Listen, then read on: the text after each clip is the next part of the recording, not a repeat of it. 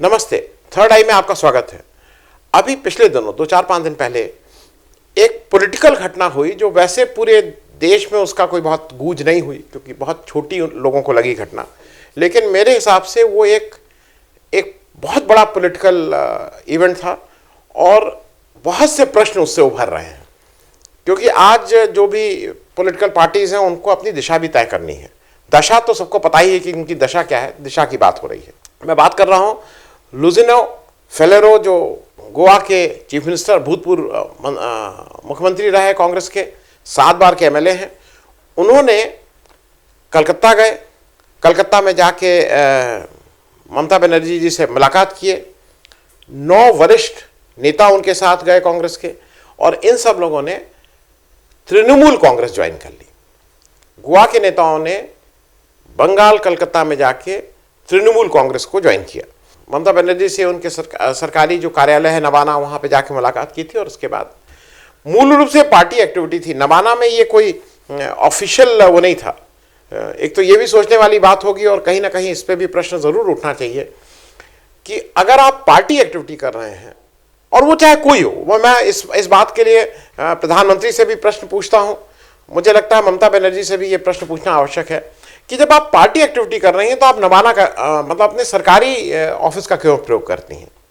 Party headquarter जाके इनसे मिलती हैं, वहाँ बातचीत करती हैं, चाय पिलाती हैं, गुलदस्ता देती हैं, तो अच्छी बात थी। लेकिन पार्टी हेडक्वार्टर में मतलब सरकारी कार्यालय में बुला के पार्टी एक्टिविटी करना मेरे हिसाब से एथिकली ठीक नहीं है। बाकी तो ममता दीदी सब ठीक है ही। जब ये सब हो गया और उन्होंने पार्टी ज्वाइन कर ली, उनको पहना दिया गया अंग वस्त्रम, तो फेलेरो जी ने 2 स्टेटमेंट दिए। और वो पहला स्टेटमेंट ये था कि उन्होंने कहा मैं 40 साल से कांग्रेसी रहा हूँ और अब कांग्रेस बढ़ गई है। एक शरद पवार कांग्रेस है, एक तृणमूल कांग्रेस है, एक वाईएसआर कांग्रेस है, और मैं इस तृणमूल में जो आके अब इन सारी कांग्रेस को इकट्ठा करके एक जगह ले आऊँगा क्योंकि बीजेपी को गोवा में हराना ज़रूरी है, इत्यादि इत्यादि। और ये सब उन्होंने इसलिए कहा कि मैं भाई बीजेपी को हराना, इसलिए मैं ये सब काम कर रहा हूँ। इसके बाद साथ में आपको ये भी बता दें कि इसी समय जो तृणमूल कांग्रेस की जो टीम थी, डेरेक ओब्रायन और उनके बड़े बड़े नेता, ये ऑलरेडी गोवा पहुंच चुके थे, वहां कैंप कर रहे थे, और वहां से इन्होंने साफ साफ ऐलान कर दिया कि हम गोवा का इलेक्शन लड़ रहे हैं, हम किसी के साथ सहयोग के साथ नहीं लड़ रहे हैं, हम आम आदमी पार्टी के साथ कोई हमारा गठबंधन नहीं होगा और हम ऑल अलोन गोवा में इलेक्शन लड़ेंगे। अब ये थोड़ा कारण ढूंढने की बात है कि टीएमसी ये क्यों कर रही है। मैं इस पे आगे बढ़ूं उससे पहले थोड़ा सा आपको एक चीज़ और, एक बैकग्राउंड समझना ज़रूरी है। मैं अपने दर्शकों से हरदम ये समझाने की कोशिश करता हूं कि थोड़ा पॉलिटिक्स को लार्जर पर्सपेक्टिव में देखने की कोशिश की जाए। अब कांग्रेस एज अ पार्टी इस समय माना जा रहा है, भाजपा ने कहा है कि हम कांग्रेस मुक्त भारत कर देंगे। ठीक है भाई, भाजपा कांग्रेस मुक्त भारत कर देगी, ये उसका लक्ष्य है। लेकिन 2019 इलेक्शन के कुछ मैं आपको आंकड़े बता दूं और उसके बाद इस पर चर्चा करेंगे कि कांग्रेस मुक्त भारत कैसे होगा। 2019 इलेक्शन में कांग्रेस की 52 सीटें आई थी और बीजेपी की 303 सीटें आई थी। कांग्रेस को मिला था 19.5% वोट। टोटल वोट जो पोल हुए थे उसके 19.5% वोट, करीब करीब हर 5वें आदमी ने कांग्रेस को वोट किया था। और बीजेपी को मिला था 47.40% वोट, दुगने से थोड़ा कम, मतलब कांग्रेस के दुगने से थोड़ा कम, 37.40। 2019 चरम सीमा पे पुलवामा और ये सब करके मोदी जी उस समय प्रचंड बहुमत के साथ आए थे, जो कहा जाता है प्रचंड बहुमत है। अब जरा एक चीज ये देख लीजिए कि ये फर्स्ट और सेकंड पार्टी हो गई जो, अच्छा कांग्रेस की 52 सीटें। थर्ड पार्टी जो इन टर्म्स ऑफ हम वोट परसेंटेज बात कर रहे हैं, जो थर्ड पार्टी है जिसके सबसे लार्जेस्ट वोट है वो तृणमूल कांग्रेस है, 4.07% of the vote, 4.07% vote Trinamool Congress को मिले। बीएसपी को 3.63, 4 नंबर की देश की पार्टी। एक चीज अच्छी देख के जब मैं इसको कर रहा था तो उस समय मेरे पास ऐसे ही वो आया, इस समय ये तीनों जो प्रमुख पार्टियां, तीनों विपक्षी प्रमुख पार्टियां जो हैं, Congress, Trinamool, BSP, in terms of vote percentage इनके अध्यक्ष पद पे महिला तैनात हैं। तो आज भारत को किसी के सर्टिफिकेट की जरूरत नहीं है। आज भारत महिला सशक्तिकरण में कम से कम इन सब जगहों पे उसका नेतृत्व महिला कर रही हैं। सपा को मिले, सपा 5वीं पार्टी है इन terms of vote percentage 2.55, YSR को 2.53, डीएमके को 2.26, शिवसेना को 2.10। मैं ये आपको इसलिए बता रहा हूं कि सपा को छोड़ के बाकी सब, और सपा बसपा को छोड़ के बाकी सारी पार्टीज हर एक राज्य में उनका मुख्यमंत्री है। तो ये सपा बसपा को छोड़ दिए तो बाकी सब जगह इनका मुख्यमंत्री है। सपा बसपा का भी यूपी में स्ट्रांग होल्ड है। अब जरा थोड़ी देर सीट की बात कर लें, और उसको मैं आपको एक इस पर्सपेक्टिव से दिखाने की कोशिश कर रहा हूं कि आप समझें कैसे है। हिंदुस्तान में इस समय कुल 28 राज्य और 8 केंद्र शासित प्रदेश हैं, कुल 36 बोलेंगे, क्योंकि जब हम आपसे बात करेंगे तो बार बार बताना वो नहीं रहेगा, इसलिए मैंने शुरू में कह दिया 28 राज्य और 8 केंद्र शासित प्रदेश, यूनियन टेरिटरी, कुल 36। कांग्रेस ने सीटें जीती थी 52। Congress 152 seats in 2019 elections.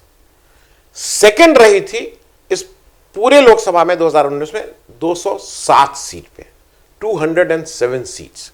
तो पहला और दूसरी सीट मिला के कांग्रेस के पास 259 सीट्स पे वो फर्स्ट रही है या सेकंड रही है। अब 36 राज्य हैं, उसमें से 3 राज्यों में कांग्रेस ना तो फर्स्ट रही ना तो सेकंड रही, कांग्रेस का वहां सफाया है।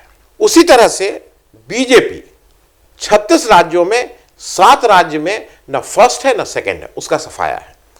तो अगर ऑल इंडिया फुटप्रिंट की बात करते हैं तो मुझे ऐसा लगता है कि ऑल इंडिया फुटप्रिंट के मामले में कांग्रेस का फुटप्रिंट, अब लोग कहेंगे कि ये तो एक जबरदस्ती की लॉजिक कह रहे हैं, लेकिन मतलब जो कह रहे हैं ना, पुराना पार्टी होने की जो एडवांटेज है वो कांग्रेस के पास है। कांग्रेस का फुटप्रिंट ज्यादा है as compare to BJP in terms of number of states.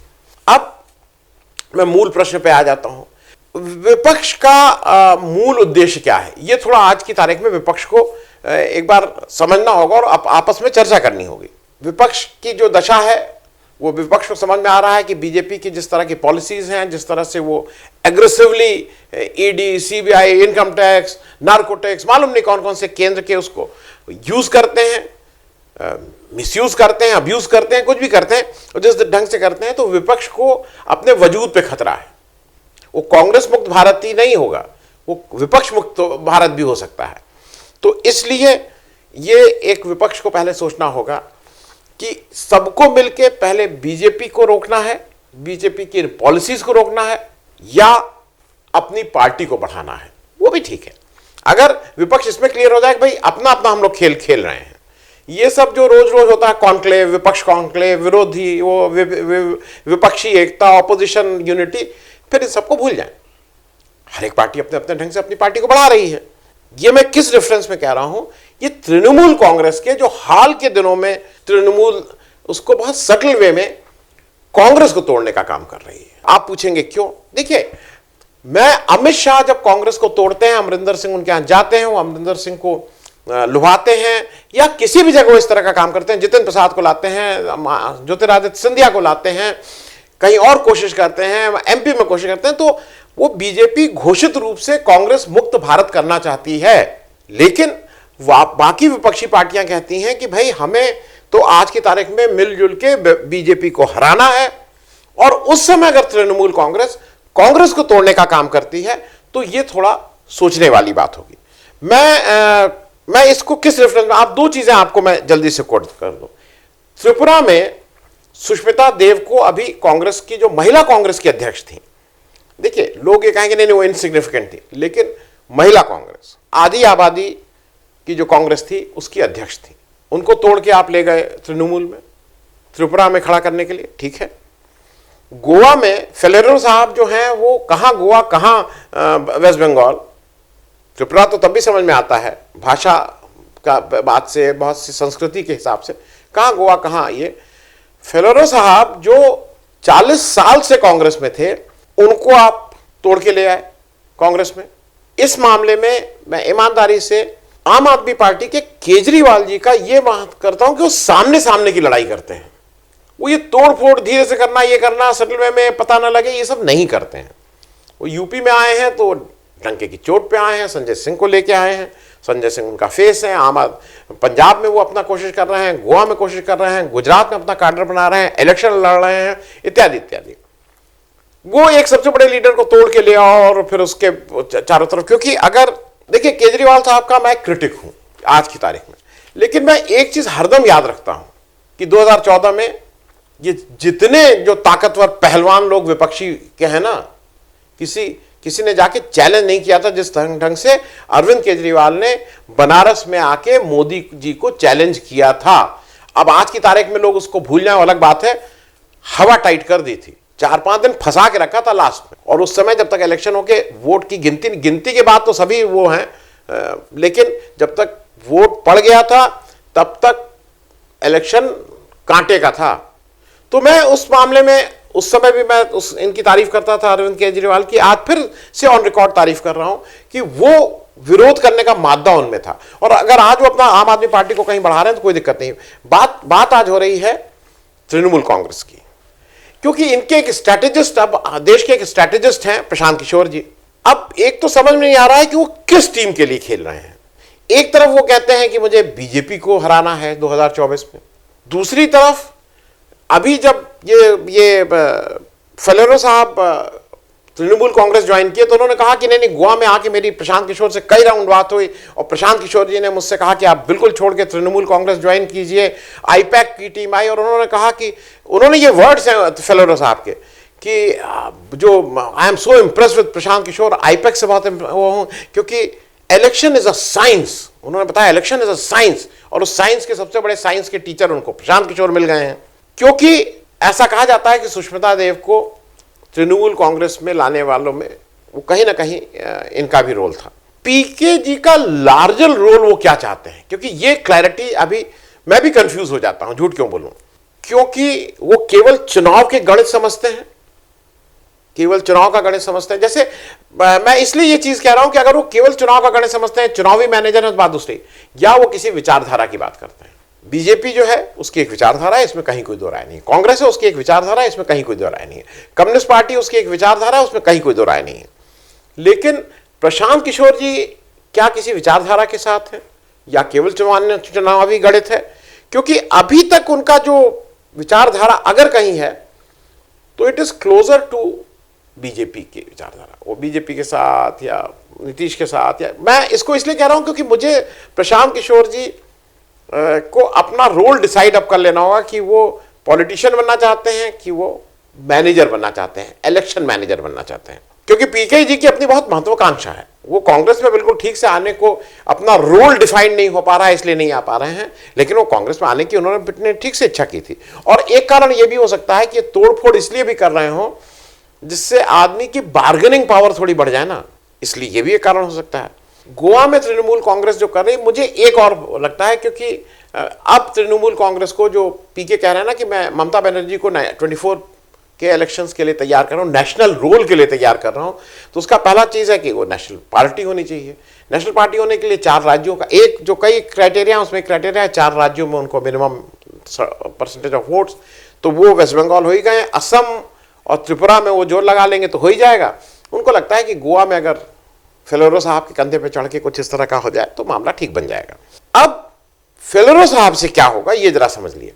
मुझे बिल्कुल साफ ये लगता है कि फेलेरो साहब जो भी करेंगे, पार्टी से निकल के तृणमूल कांग्रेस में आ गए हैं, अगर वो इतने प्रभावशाली नेता होते तो वो अपनी ही पार्टी बना लेते। लेकिन उनसे बीजेपी का फायदा है, ये मेरे हिसाब से बीजेपी को उससे फायदा होगा उनके निकलने से। और कांग्रेस को वो कितना डैमेज करेंगे उनके निकलने से, ये अगर कोई कहे कि नहीं फर्क पड़ता है, बिल्कुल कांग्रेस डैमेज होगी, इसमें कहीं कोई दो राय नहीं है। क्योंकि ये भी क्लियर करने वाली बात है कि कितनी सीट, क्योंकि विपक्ष को स्पष्ट करना होगा, विपक्ष को भी आपस में बैठ के डिसाइड करना होगा कि हम 2024 में किस उससे इलेक्शन लड़ेंगे। क्योंकि अगर आप इलेक्शन नहीं कर रहे हैं तो Congress with 207 seat all India में जहां वो सेकंड रही है, आप कांग्रेस को चाहे जितना भी हम सब लोग उसके अगेंस्ट हों, लेकिन आप कांग्रेस को इग्नोर नहीं कर सकते हैं। नेशनल लेवल पॉलिटिक्स में वही एंकर रहेगी उस विपक्ष के उसका, अगर बीजेपी के अगेंस्ट कोई फ्रंट बनता है। मुझे लगता है कि ऑपोजिशन की पार्टियों को भी अपने गिरेबान में झांक के थोड़ा अपने को स्पष्ट करना होगा कि वो करना क्या चाहते हैं। Thank you so much. अगर आपको दी पब्लिक के कार्यक्रम पसंद आते हैं तो इन्हें लाइक करें। अगर आप इस वीडियो को YouTube पर देख रहे हैं तो चैनल को सब्सक्राइब करें और अगर आप इसे फेसबुक पर देख रहे हैं तो दी पब्लिक के पेज को लाइक करें। अगर आप चाहते हैं कि हम निष्पक्ष पत्रकारिता को जारी रखते हुए आपसे जुड़े मुद्दों पर सवाल उठाते रहें तो हमें सहयोग करें। आपका छोटा से छोटा सहयोग भी इस मुहिम को जारी रखने में हमें ताकत देगा। डोनेट करने के लिए डिटेल्स जो हैं वो डिस्क्रिप्शन बॉक्स में दी गई हैं। धन्यवाद।